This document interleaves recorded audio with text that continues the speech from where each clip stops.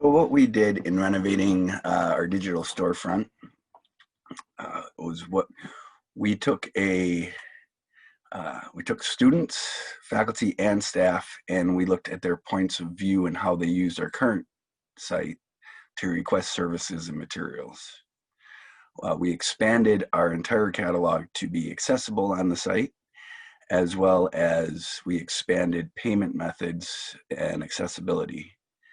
To do this, we really started by deconstructing our current site. We looked at how each type of user, whether they're staff and they're looking for just quick copies, faculty for syllabi and projects, as well as students, and how we can support their academic needs better. The major findings had to do with how disembodied the site was from page to page. So we tried to have more of a cohesive aesthetic by layout in each one of the pages to make sure that they kind of had more of a rhythm to them and they would be understood depending on where you were in the site. One of the big things that we also discussed was how we really didn't want our site to be cold and static. We wanted to have more user interactions with it. So we cleaned up the clutter quite a bit, and we kind of segregated or siloed the reasons for coming to the site by who's using it. And by doing this and adding some interactive elements to help enhance the user experience, we believe what we're starting to do and will be continuing to do is make this more of a meeting space, more human and less like a digital vending machine. Because what we want to do in supporting Taubman College's academic mission is really offer services as easily and more intuitively to our students, including just simple help pages and questions that come up while everybody is working remote or distanced, but we still wanted to give access to everybody. The other thing that we noticed was the big gap in computing, and some students had lack of computing power that they needed to do their projects. So what we have done is gone through and we researched multiple different virtual machines and came up that Paperspace was the most flexible and scalable to help our students meet these goals. I believe this will be a continued investment for the Media Center, and through the funding and the research of the team, which includes Elizabeth Greene, David Siepmann, Chris Humphrey, and our faculty investigators, Malcolm, Catie and Julia, and the staff, Amy, Bill, Jasper, and myself. We were really able to streamline how the users are going to interact with our site to best fit their needs. So thank you very much.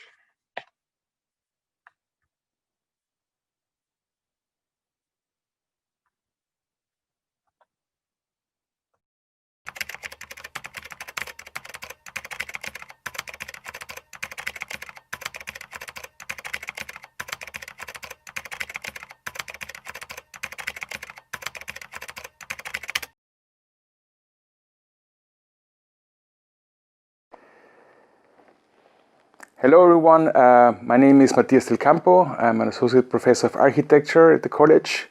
Thank you very much for giving me the opportunity to discuss my proposal for spatializing digital pedagogies called Expanding Carbon, and what we've been working on over summer in regards to this. So Expanding Carbon consists basically of the possibility to use a cloud computing solution so that students can basically use heavyweight neural network techniques from the confines of their houses and homes, so that there is no necessity to use hardware in the school. This has helped us a lot in pushing forward the course. First of all, the ARC 509 course, Space, Time and Artificial Intelligence, and my thesis seminar, Visionary Machines. The basic idea behind it is that we can run a GitHub repository that consists of a variety of different neural networks and push them into a cloud computing solution that allows to really use some heavyweight computational tools. So this sounds all very technical, but in fact the idea behind this is to explore a new possibility for architecture to use artificial intelligence as an aid in the design. And this has actually generated a huge set of really interesting questions about agency, authorship, the ways how we humans are creative, and questions whether an AI can also be creative or not, but also looking into, for example, data bias as something that influences the current generation of neural networks used in artificial intelligence.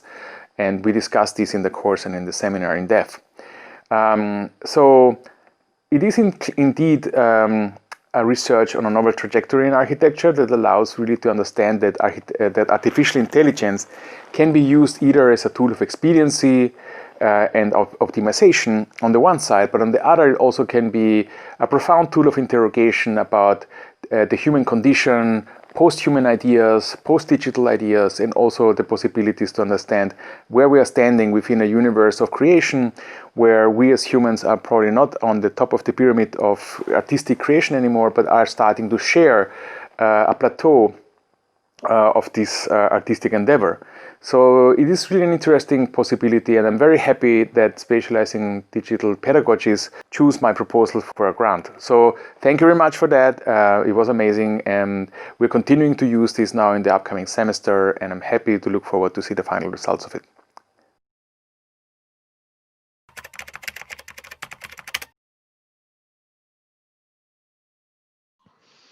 Hi, my name is Catie Newell. I'm the director of the Digital and Material Technologies program. Myself, along with Mark Meyer, Glenn Wilcox, and Ryan Craney, have put together the D.M.T. Care Package. This package is a fabrication and computational design at-home mini lab. It consists of a 3D printer and filaments, Python-compatible Bluefruit circuit board with related service parts, and tools for measuring physical and electrical outputs. The goal of the D.M.T. Care Package is to maintain the robust connection that the D.M.T. provides between computational advancement and physical productions, all at an at-home scale. What this values is the recursive learning that occurs when working back and forth between digital computation, production logics, and physical outputs. This type of thinking and making is fundamental to the D.M.T. program across the use of all of the machines and softwares. In this case, codes and models are easily shared among faculty and cohort for experimentation and production. And by receiving the D.M.T. Care Package and working through building and launching its parts, the cohort is further learning principles of toolmaking, troubleshooting, assessment, and collaboration.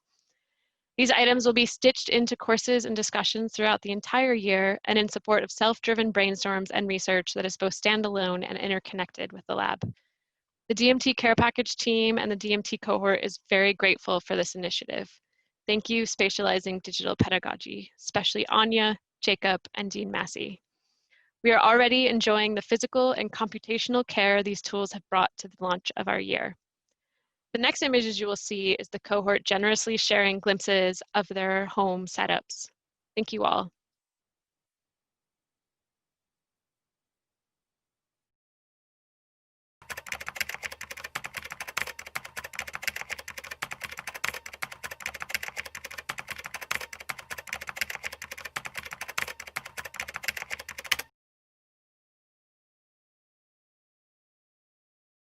Hi, I'm Tian Eng, Assistant Professor in Architecture at Taubman College.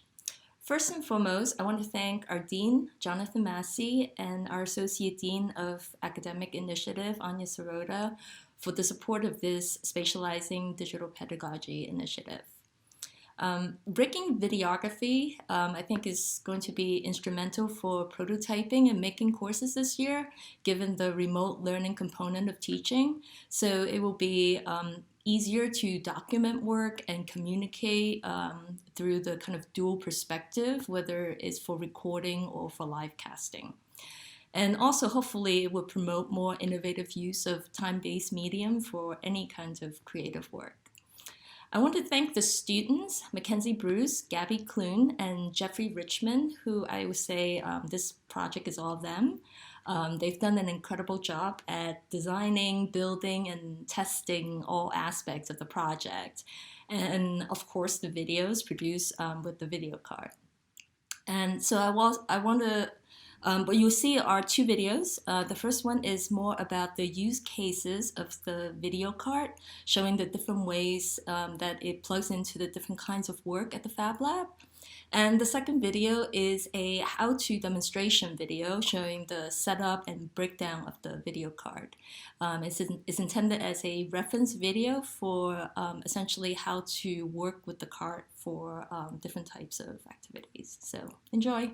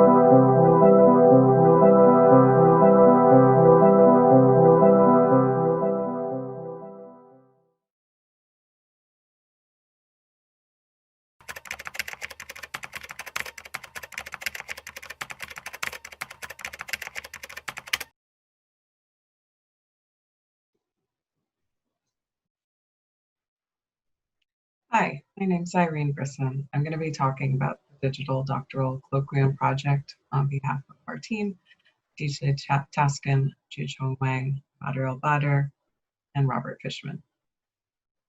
So what the Digital Doctoral Colloquium project aimed to do was to gather together a variety of digital resources that already existed and to create some new ones in order to keep the doctoral research community in contact with each other and in conversation while we're all displaced due to COVID.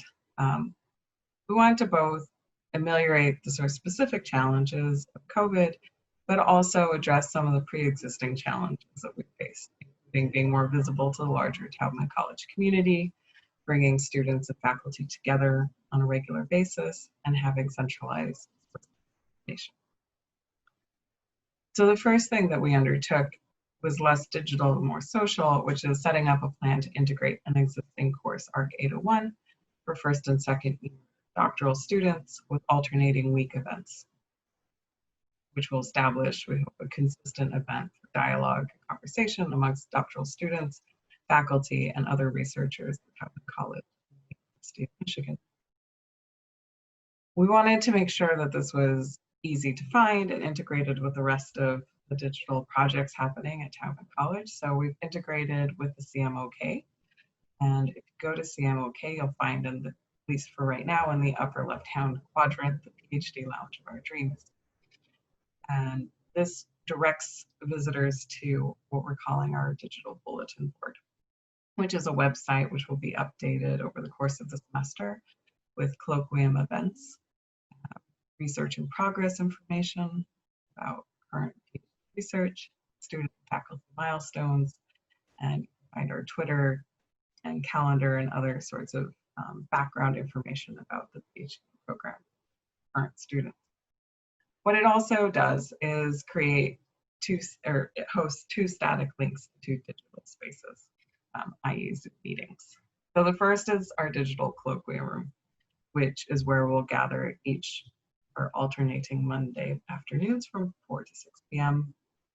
And the second is the digital doctoral lounge, which serves formal meetings, write-togethers, and other kinds of meetups. So we invite everyone at Taubman College to take a look around the space, reach out if you have any questions, and certainly an open-ended experiment. So we look forward to seeing what works well, what works less well, what other functionality people need or want, and in this way, hopefully become a way to support the conversational aspects of research and learning to bridge across physical and sometimes disciplinary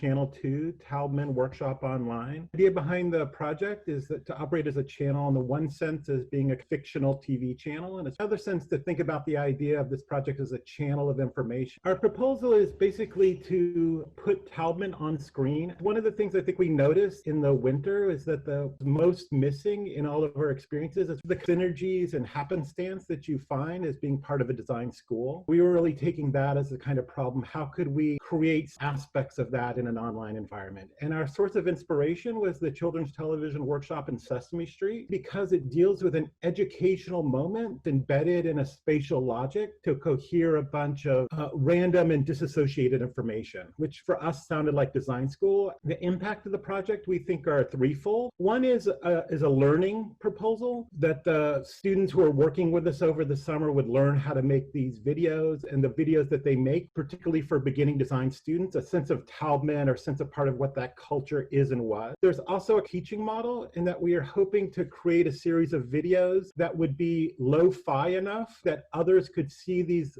and make their own and add into a growing archive of information. And then finally, the impact was as an employment model for students, looking at the kind of WPA approach where we really tried to maximize the number of students that could be employed. So the way we broke it down was basically each week we worked on a different format, all of which had different content, different durations, to create a collection of videos. And each person was given an open-ended question. What is a diagram? What is a model? What is a project? Things that are so basic we forget to notice them, I think, in schools of architecture, but would be grounds for like a interrogation over the course of these videos. The channel, as I said, is meant to be a conduit. And so the inputs for this idea came from a number of sources, but it's also intended to be used in many different ways.